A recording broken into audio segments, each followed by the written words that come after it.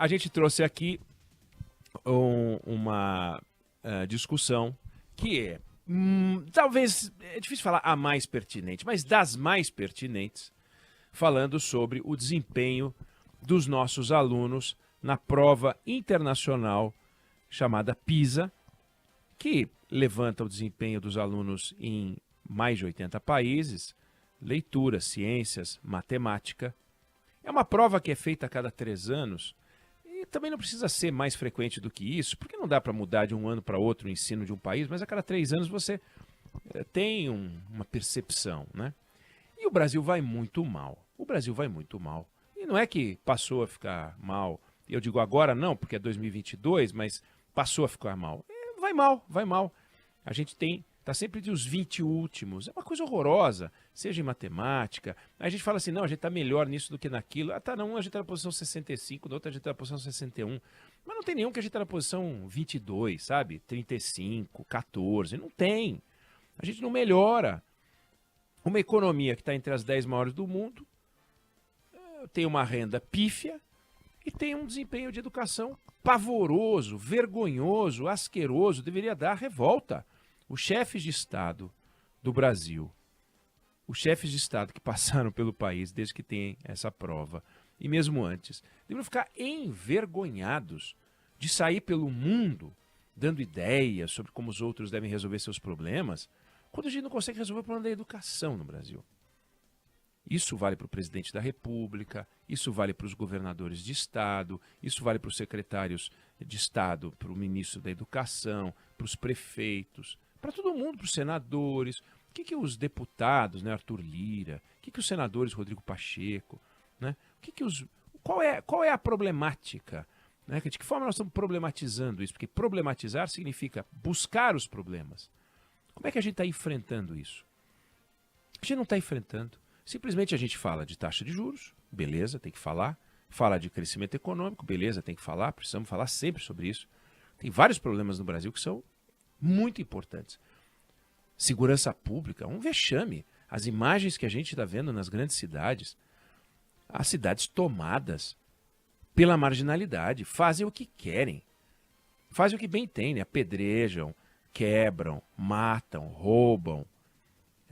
Gangues que lembra o Velho Oeste, que em vez de cavalos usam motos.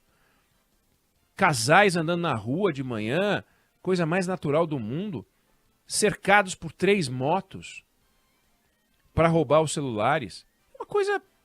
mas não dá para ter uma polícia em cada esquina? Claro que não dá para ter uma polícia em cada esquina. Só que nós chegamos num lugar onde as ervas daninhas tomaram conta da vegetação.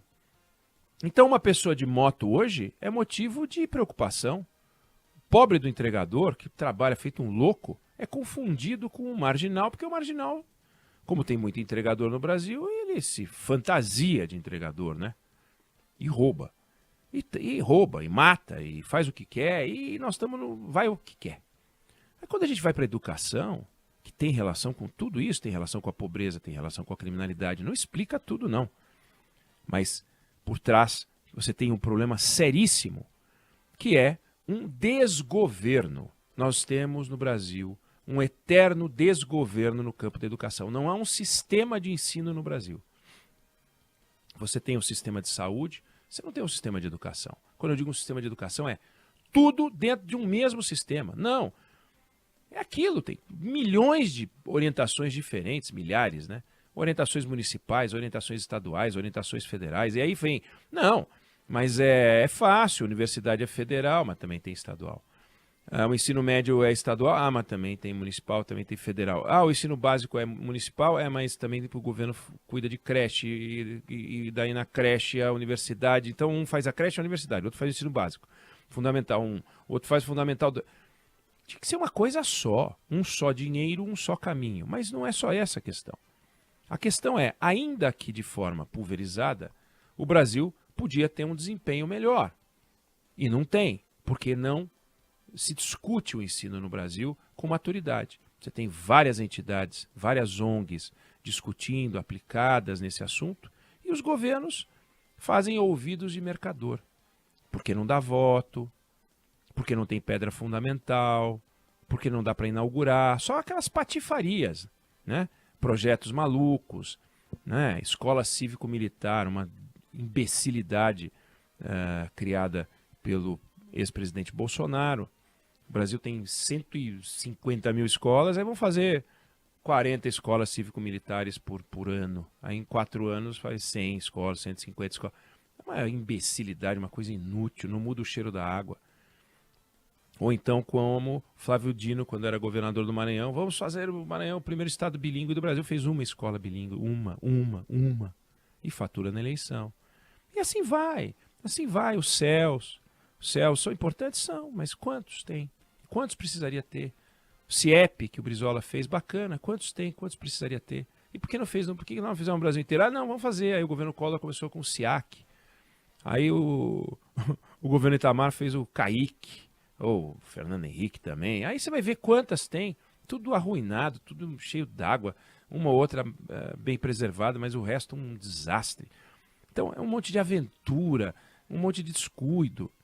E a gente não pode viver assim.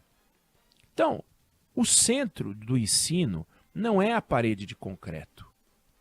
Até num caixote de madeira, se você tiver um bom professor e um professor estimulado, você consegue dar aula.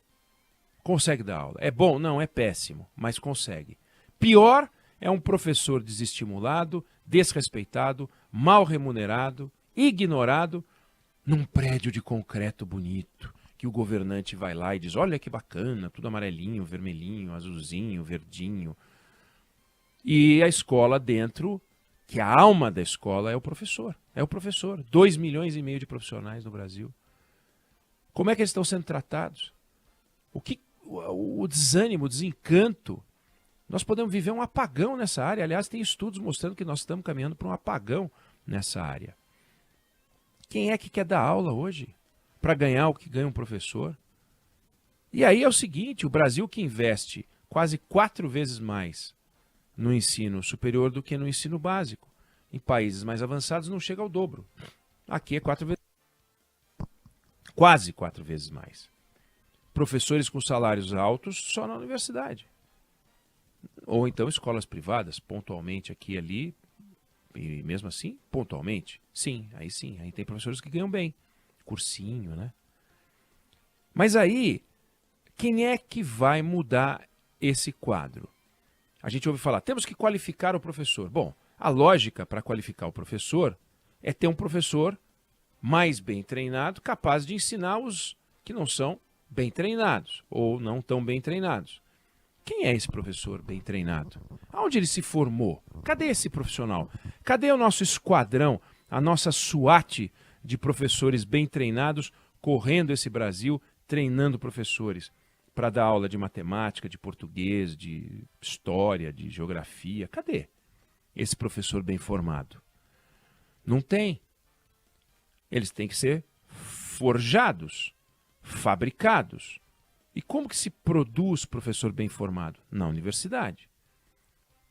O que está aí hoje vai ser treinado por alguém que irá se formar, que terá tido aulas com professores bem formados, produzindo alunos bem formados, que vão se transformar em professores bem formados, e assim a gente vai fazendo uma substituição, uma modernização e um processo de capacitação para os que já estão aí.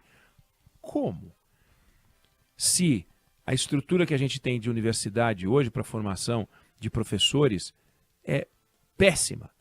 Ou é o caça-níquel das escolas particulares, com formação EAD, picareta, boa parte delas, algumas sérias, mas tem o defeito de ser EAD, Essa história de que democratiza é uma besteira, tem que ser presencial, professor é contato visual, professor é orientação visual. E na outra ponta, universidades públicas que formam pessoas que ficam questionando, discutindo sociologia, filosofia, que tem que discutir. Mas cadê metodologia de ensino? Como nos dias de hoje você segura um aluno prestando atenção durante quase 1 hora num professor de costas segurando para uma lousa? Dá para ser? Olha, o cara tem que ser muito bom para conseguir. Mas muito bom. Senão ele não consegue. Então a formação brasileira, mesmo quando não é EAD, ela é muito teórica. A história do pensamento. Tá bom, como é que a gente tira o melhor de cada grupo social? Como é que a gente faz um aluno prestar atenção? Como é que a gente usa o que a ciência conhece para estimular as crianças e os jovens a prestar atenção no conteúdo numa sociedade com vários atrativos do lado de fora da sala de aula, num ambiente onde você tem evasão, uma alta evasão no Brasil. Alta evasão, e a evasão, ninguém vai e pula num balde de lama.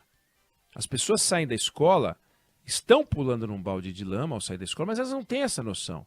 Até porque ficar na escola coloca elas em contato com conteúdos que não são suficientes para treiná-la e dar a elas conhecimento. Basta ver o desempenho no PISA. E se elas saem, elas entendem que tem uma alternativa melhor. Não tem. Não tem. A realidade depois se mostra pesada, mas é o que fazem. Então, ou os governantes se sentam, e eu estou voltando a esse assunto hoje, porque ontem apresentamos o problema, hoje estamos discutindo a solução. Ou os governantes se sentam para debater a educação como se sentaram para debater a reforma tributária, e não é a reforma do ensino médio, esse besterol, não. Isso é tudo besteira.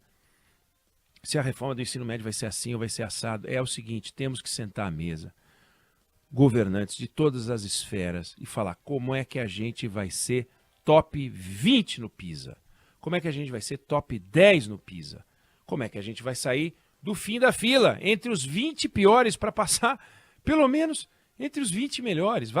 Vamos disputar a cabeça. Algumas escolas particulares no Brasil, várias escolas particulares no Brasil, têm desempenho de país asiático, ou desses países que estão no topo, as Estônias da vida. Algumas escolas têm, outras, a grande maioria, não tem, razão pela qual, se na média a gente está assim, algumas têm, imagina como é que está a situação de outras, que puxam a média tão para baixo assim. E se essas têm, ali pode ter uma explicação. O que elas fazem para a gente copiar aqui no Brasil? Não é copiar o modelo coreano, que é sufocante. Não é ir lá, vamos para Singapura e vamos fazer o que eles fazem. Não tem uma cultura, nós somos latinos. Nós não queremos isso. Mas aqui dentro do Brasil tem várias escolas, várias instituições que têm as respostas. E é surpreendente como a corporação dos professores, das universidades públicas, e aí elas têm uma mega responsabilidade, dos comandantes do MEC, com a cabeça torta que tem, não se curvam à realidade. Querem mudar a nossa realidade e a gente está indo para o buraco. Então, é a única forma, é a gente sentar e buscar. Quais são os bons exemplos aqui? Inclusive, nós vamos procurar alguns bons exemplos aqui para discutir com essas pessoas. Um exemplo, o que funciona? O que faz um aluno prestar atenção em sala de aula? Isso é o mínimo e a gente não está conseguindo. Eu não sei se você concorda ou discorda, mas essa é a opinião que eu tenho sobre o assunto.